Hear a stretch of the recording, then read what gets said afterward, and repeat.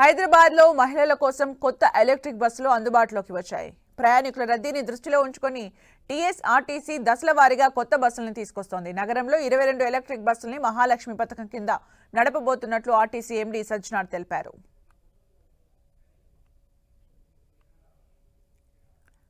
రానున్న రోజుల్లో మరిన్ని ఎలక్ట్రిక్ బస్సులు అందుబాటులోకి తీసుకొస్తామంటున్న సజ్జనార్తో మా ప్రతినిధి కిరణ్ ఫేస్ టు ఫేస్.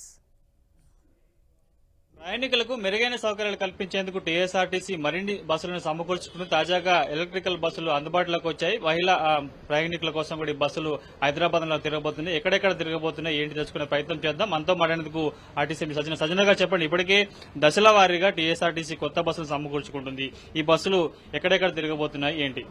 ఈ బస్సెస్ మొత్తం మన సికింద్రాబాద్ టు మణికొండ, పటాన్ చెరువు టు కోటి మధ్యలో ప్లాన్ చేయడం జరుగుతుంది. బట్ రాను రోజు మనము మొత్తం హైదరాబాద్ సిటీకి ఈ బస్సెస్ ని లాంచ్ చేయడం జరుగుతుంది. ప్రస్తుతానికి టీఎస్ఆర్టీసీ కూడా దశల వారీగా కొత్త బస్సులు సమకూర్చుకుంటుంది. ఆర్టీసీ ప్రయాణికుల ఆక్యుపెన్సీ కూడా పెరిగింది. అందుకు తగ్గట్టు ఎట్లా ఉండబోతుంది కొత్త బస్సులకు సంబంధించి? అదే మనం దాదాపు 2515 బస్సెస్ ని ప్లాన్ చేయడం జరుగుతుంది. బట్ రాను రోజు ఇంకా మనము ఆల్మోస్ట్ 20,000-2,000 బస్సెస్ కోసం మనం డబ్బులు కూడా సపోర్ట్ గవర్నమెంట్ నుంచి కూడా అడగడం జరిగింది. బడ్జెట్లు కూడా కేటాయించారు. అవి కూడా వస్తే మనకి ఇంకా ఆగ్మెంట్ అయ్యే ఛాన్స్ ఉంది.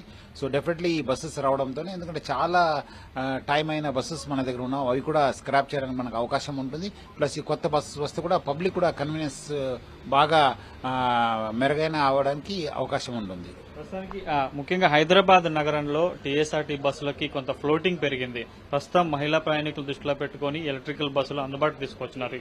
మిగతా ప్రయాణికులకు సంబంధించి ఎలక్ట్రికల్ బస్సులు అందుబాటులోకి వస్తాయి. ఎప్పుడు వచ్చే అవకాశం ఉంది?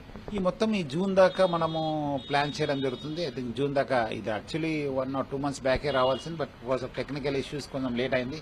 ఐ థింక్ వచ్చే రోజు మొత్తం జూన్ దాకా డీజిల్ బస్సెస్, ఈ బస్సెస్ దాదాపు 2500 బస్సెస్ మనకు అందుబాటులో వస్తాయి. 22 ఎలక్ట్రికల్ బస్సులు తీసుకొస్తున్నారు. ప్రయాణికులకు ఏం చెప్తారు? మహిళా ప్రయాణికులకు సంబంధించి కావచ్చు, మహాలక్ష్మి పథకం ద్వారా యూజ్ చేసుకున్న వారికి అందరు కూడా బాగా ఆదరిస్తున్నారు. అందరు కూడా నా తరఫు నుంచి యాజమాన్యానికి కూడా పేరుగా ధన్యవాదాలు తెలుపుతున్నాను. సో ఇంకా మహిళలందరూ కూడా మన కొత్త బస్సెస్ కూడా రాబోతున్నాం. ఈ నాన్ ఏసీ బస్సెస్ కూడా ప్రయాణం చేయాలి.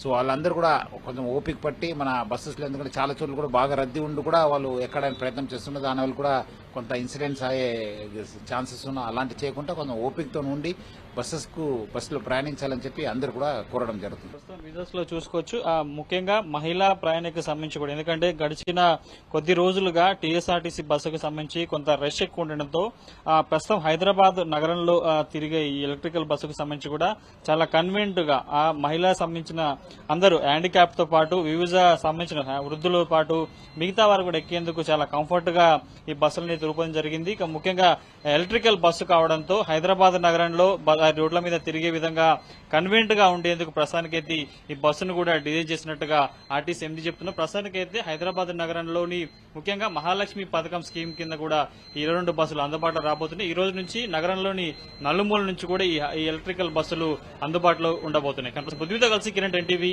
హైదరాబాద్.